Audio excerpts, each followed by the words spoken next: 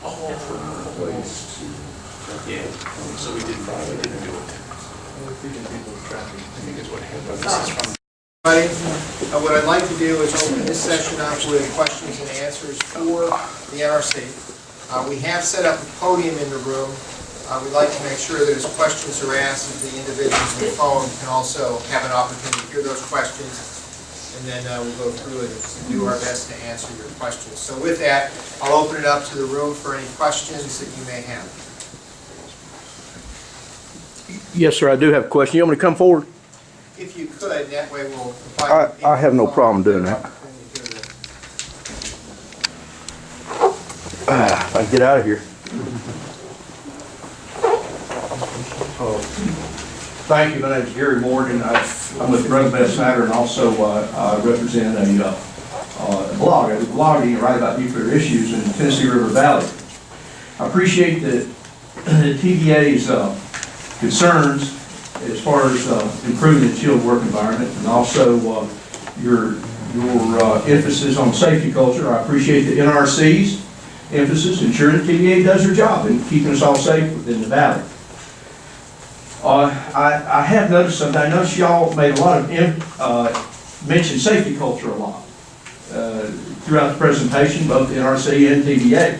But of course, safety culture is not an enforceable action. Safety culture, you know, you may issue letters and say, oh, TVA, your safety culture is not doing so well, you need to make improvement. That's what the chilled work environment letter is about.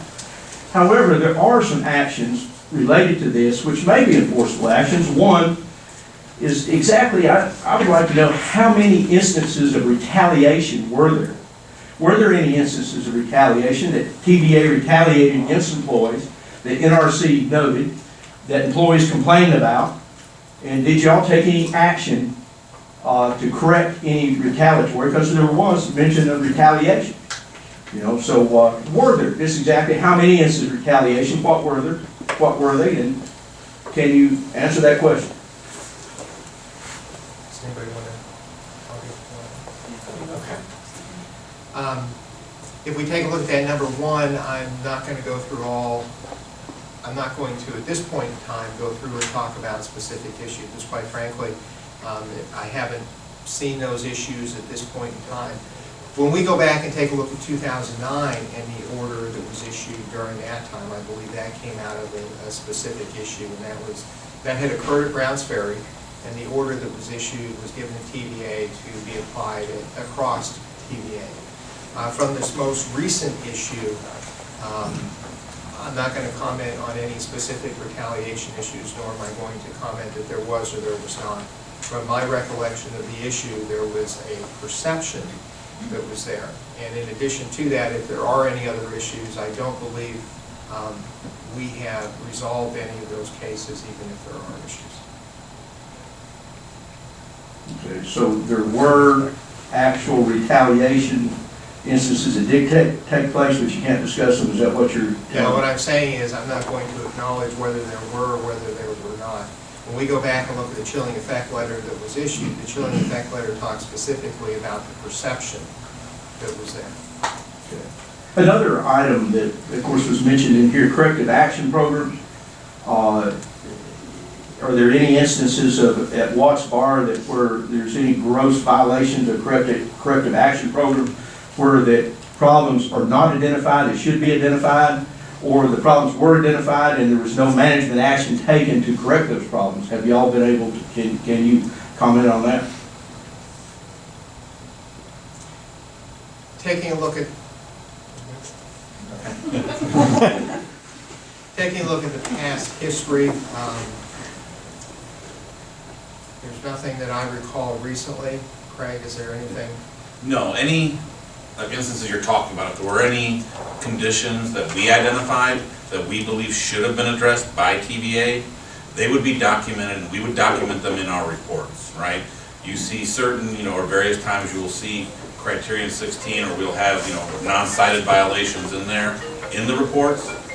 Those are, all of the ones we document are the ones we find, right? There have been none, to my recollection, that have either been more than a minor significance or more than a very low or green safety significance. But the ones that do exist, they are documented in our quarterly inspection reports. And I think the other point to note is that we are completing a problem identification and resolution inspection this week. The results of that will be documented before the end of the year. Good. Thank you, I appreciate that. Just one other thing, back to the safety culture, then I'll be quiet, go back over here in my camera. Right?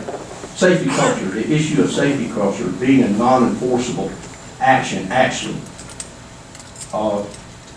Is that an excuse? Is NRC making an excuse for not holding management of not just TVA, but any nuclear facility non-accountable? You say, oh, there's a safety culture problem, but since safety culture is a non-enforceable issue, are y'all making an excuse for upper level management, executive management in an organization not holding their feet to the fire? I don't believe so. When I look at this, the perception that I have is the NRC has a policy statement on safety culture. And if you take a look at that, clearly at this point in time, the licensee has challenges in that area. But when you take a look at it's not enforceable, that's different than my view. If I take a look at a site that has a frozen work environment where people are not bringing up safety concerns, then that goes right to the heart of Appendix B Criterion 16, that the licensee has to ensure that they promptly identify these issues. So looking at where we are today with what we have seen, we do not, at this point in time, I'm certainly not at the far end of the spectrum. And of course, once you're at that point, then there's serious concerns that have to be dealt with by the licensee. So I don't agree with the premise that there's letters that we send back and forth and we don't hold people accountable. I look at this as it's on a spectrum, and the high point of the spectrum is the safety conscious policy work statement that the commission has. The other point of the spectrum is when the site is frozen and nobody brings safety issues up. At that point in time, then there's definitely action that we can take towards the site if they're not able to meet Appendix B. Thank you, appreciate it. Thank you.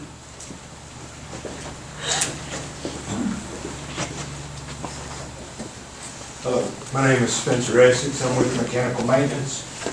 I'd like to begin by addressing Ms. Hayden. It is my opinion that no employee at Watts-Bar Nuclear would do anything to jeopardize the safety of the public, the plant, or the fellow employees. So please take that to heart. I will caution the use of the word perception. Recently, I attended a meeting with site vice presidents and plant managers in Alabama, and I pointed out a concept that should have been heated and challenged at the time, and I challenged TVA leadership to internalize this concept now. And that concept is perception is reality. How I feel and how I perceive to be treated is my reality, whether intended or not. I'd like to continue by thanking my management for providing me with a more effective shop manager. They've seen the issue and they addressed it. I'll continue by saying, Mr. Balduzzi, the leadership team cannot carry all the fault, and I believe that there have been other contributing factors leading to this perceived or actual safety conscious work environment, chilled work environment, however you want to phrase it. I say that because TVA leadership, specifically senior management, cannot control how the unions address concerns brought up by the employees. They also cannot directly affect middle management's individual interactions with the employees, regardless of how they think. And finally, my question to my management is, what will you do when presented with an error that exists and can be proven to be a violation of procedure, law, or more importantly, morals? Thank you. Thanks very much for your comments. I'll follow up on this statement about perception and reality. In the area of environment for raising concerns, our policy is that employees do not fear retaliation and recognize their concerns will be addressed. If an employee fears retaliation, and if they think their issue won't get addressed, they're likely not to report the issues. So that's what the policy is all about. If an individual is retaliated against for raising a concern, reality, it most definitely will chill people's behavior. Other people will then be less likely to take that same action, right? If the workforce, the reality is they weren't retaliated against for raising the concerns. They were disciplined for something different. Stealing a computer, anything that's appropriate to a discipline for something. But the workforce perceives that it was because of the raising the issue. The same effect happens to the workforce. They fear raising issues. So in the area of environment for raising concerns, you're absolutely right. Perception is reality. It will impact the workforce's actions going forward if they perceive management is taking action against employees who raise issues, or management is not addressing the issues when they're raised. If I may, sir, you brought up a point about employee discipline. Allow me to set your mind at ease. Deliberate safety violations are punishable and addressed in procedure, specifically employee disciplinary. It is considered sabotage. So when an employee makes a deliberate effort to violate a safety rule, they are disciplined. It is not, for lack of a better term, a free-for-all.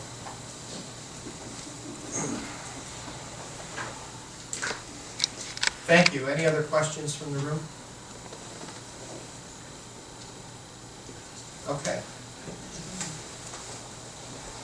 I'd like to make a statement to you gentlemen and you ladies. Hi guys. How are y'all? Is everybody at home here tonight? Well, you shouldn't be. First of all, my name's Ann Harris, and I have a fairly short statement that I want to make concerning these kinds of issues. And for those people from TVA that don't know me, you need to learn my name because your employees know me better than you do. And in NRC, I'm sure that there's enough people here to know my name that's been pointed out. And you'll have to forgive me with my voice because I'm another woman coming to these meetings.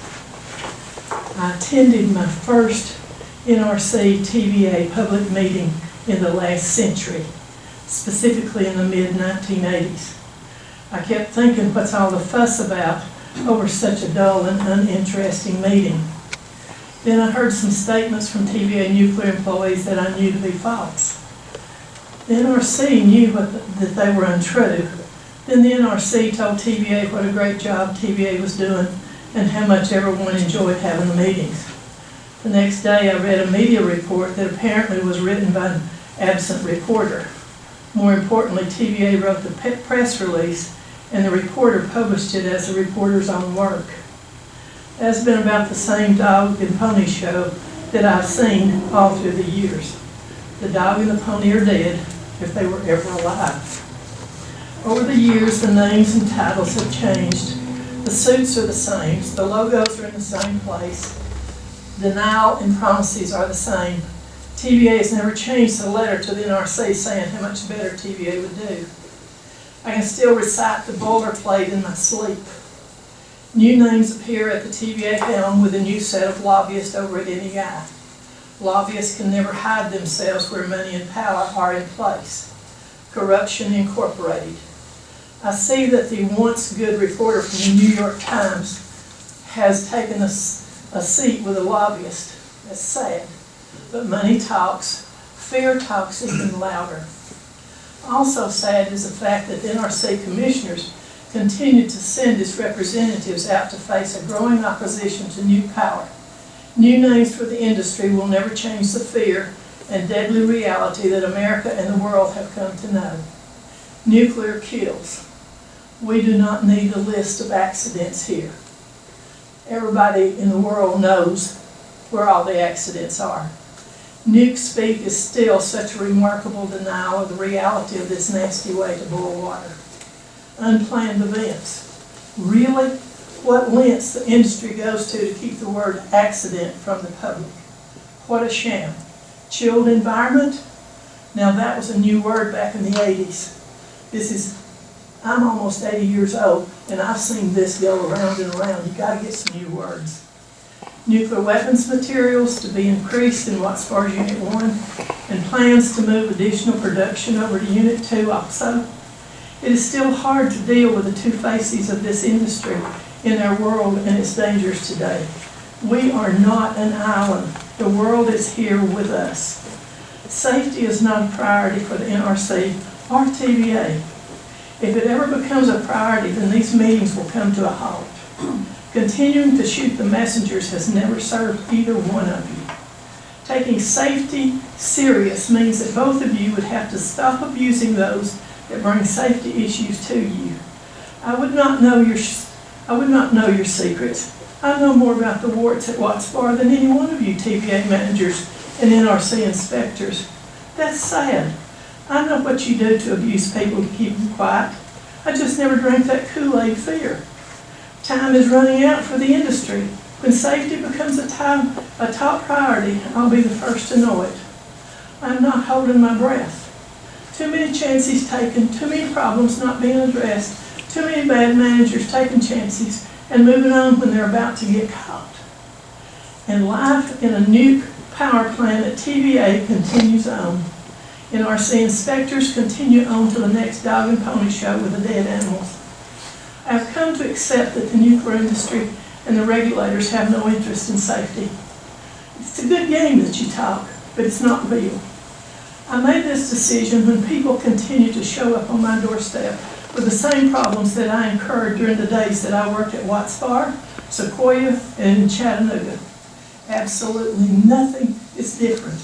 I feel as if I have been in a time warp and have left reality far, far behind. Thank you for your time. Thank you.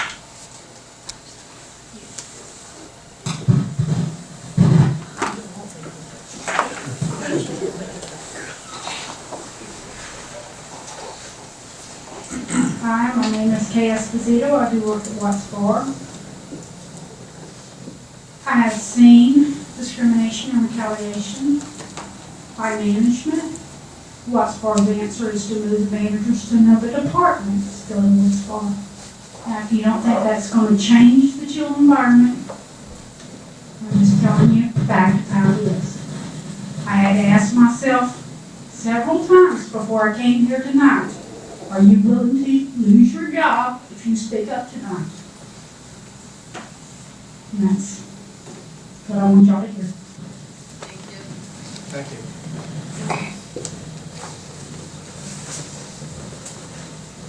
Any other questions from the floor? Hey, I'm Linda Modica, came from Jonesboro, up the road from one of the deadliest plants, nuclear plants in the country, nuclear fuel services. It was a responsibility for of Region 2 to deal with that bucket of bolts too. But I'm here because, well, for some personal reasons, now that my daughter lives too close for comfort to TVA nuclear power plants, I have a personal interest, but I also have an interest as a longtime activist, and now with the National Sierra Club's nuclear free team. TVA must do better. As a matter of fact, I am personally irate that the government agency would have a chilled work environment, I mean, it is almost unthinkable to me. And for you folks at the NRC, where I know that there have also been whistleblowers who have come forward to report problems within the NRC, shouldn't happen there either. I'm also concerned about the slowness with which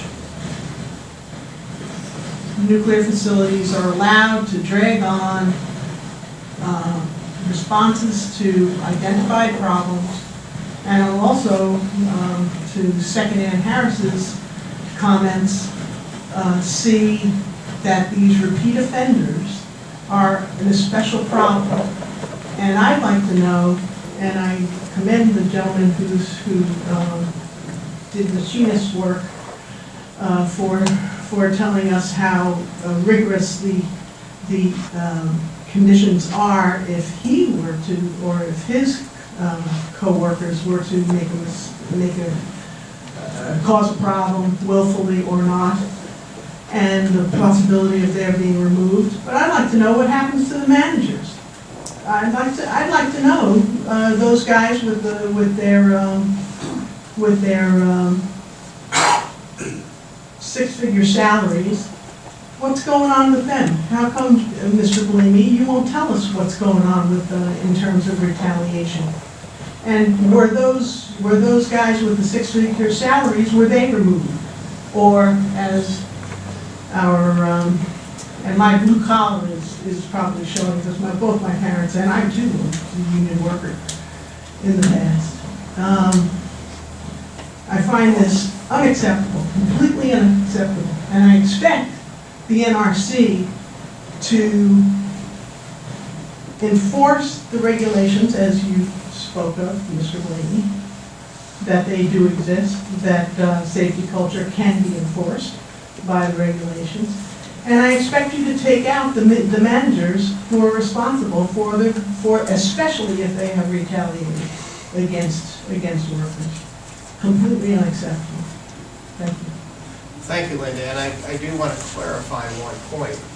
Quite frankly, at this point in time, I don't have any information one way or the other on disciplinary action that TVA takes.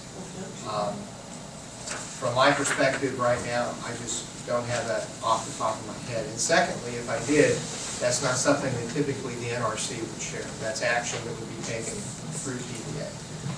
Well, So we've seen down in Irwin, in that dirty operation down there, we've seen the TVA practically sew the golden parachute for the executives who were on a drunken tear, for example, and hitting on workers. This is the protection of the wrongdoing of the executives is also something that I consider unacceptable.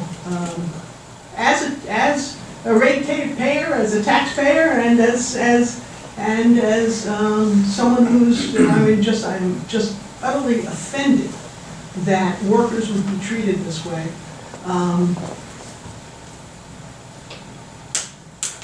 In a workplace that requires the utmost in precision, not only with respect to the operations of the hardware, but also of the workforce. Thank you. I would like to open up the phone lines if there's any questions from individuals on the phone. Again, as a reminder, please press *1 on your phone and record your name if you have a question. Our first question is from Mark McGonigal. Go ahead, your line is open. Hello, this is Mark. Can you hear me? Yes, Mark, we can hear you. Okay, yeah. My question is, does the NRC have any knowledge of any kind of criminal investigation that is currently underway that the abandoning NTA is misled or the NRC would start operating with it took place last November? So the question for the people here in the room was, does the NRC have any knowledge of any criminal investigation that's ongoing at TVA or with the NRC. And for that, my response is, I won't comment on that. If there's investigations that are ongoing, we will make no comments on that. Okay, I thought the forum was for getting answers, but you kind of answered my question. I appreciate it. Thank you. Our next question is from Don Schaefer. Go ahead, your line is open. Okay, thank you. Can you hear me? Yes. Okay, thank you. This is Tom Safer. I'm in Nashville, Tennessee, and I serve on the Citizens Advisory Panel for Watch Bar that was instituted a couple of years ago. And, while I agree with a lot of what Ann Harris said, and I totally respect her experience and echo a lot, I do want to compliment the Regulatory Commission for finding, that operational issues that you observe cause increased oversight and additional inspections, and it's led to this process. And absent, other measures, we wouldn't even be here. Absent those measures, we wouldn't be here today talking about this issue and having this meeting in the community, which I appreciate the fact that it's not in Washington, it is in the community. And I also appreciate the opportunity to participate by phone, not have to drive for 3 hours plus over there. But, the fact that these issues are being raised is something that I think is worthy of praise, and I do appreciate that. On the other hand, the fact that these types of issues were raised as early as that I've been able to find, and to tell at times, I think, but 1985, there's, issues of widespread intimidation, harassment, and discrimination by TVA management, and widespread mistrust in the workforce. And those words were used tonight, the exact same words. And, here we are 30 years later, and we're dealing with the same issues. And I find that extremely troubling, especially in the context of aging reactors. So I think the historical context is very important, and it's important not to just look at this as an isolated event of 2015, 2016 time frame. And the fact that TVA is a repeat offender of this, and the fact that whistleblowers have been harassed for decades, there's other instances well documented in the 90s. So, so that's an important point, just to make sure that it's on the table. The other important point that I want to make is that of the Nuclear Regulatory Commission reactors, TVA Watch Bar, rank number 2, with 54 complaints of employees' safety concerns, straight to the Nuclear Regulatory Commission from 2012 to 2015. And the third highest is Brown Ferry with 52 complaints. So there's a systemic issue apparently with TVA and its nuclear operations that is extremely troubling. And I just encourage the Nuclear Regulatory Commission to do all of its efforts to address these issues and to the best of your ability. And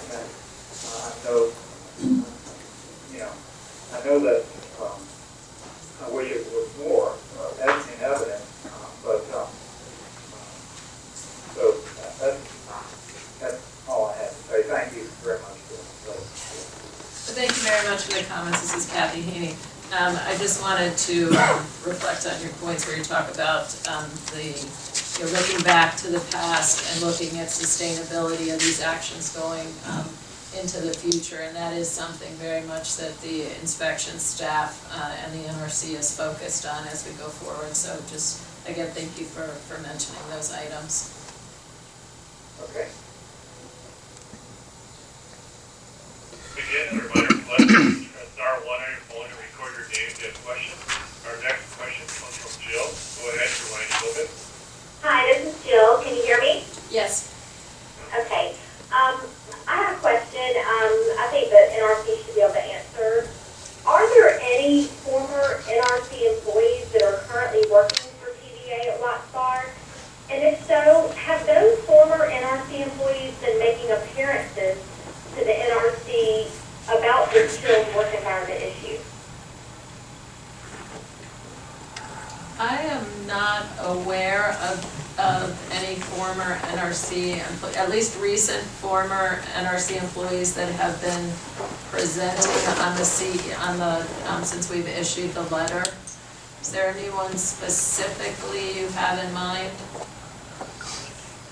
No. Okay, I can comment that. What do you mean by recent? I would say that maybe the last 3 years would be my knowledge base, and I'm looking to others in the audience if they're aware of any. I guess I'm seeing a positive yes. Yes, there are some ex-NRC employees that some of the inspection staff do interface with from time to time at Watts Bar and the other TVA sites.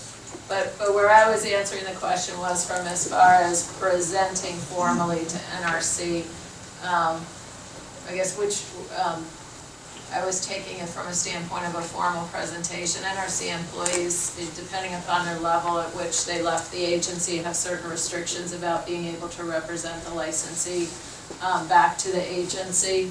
But that tends to be your senior staff that applies to.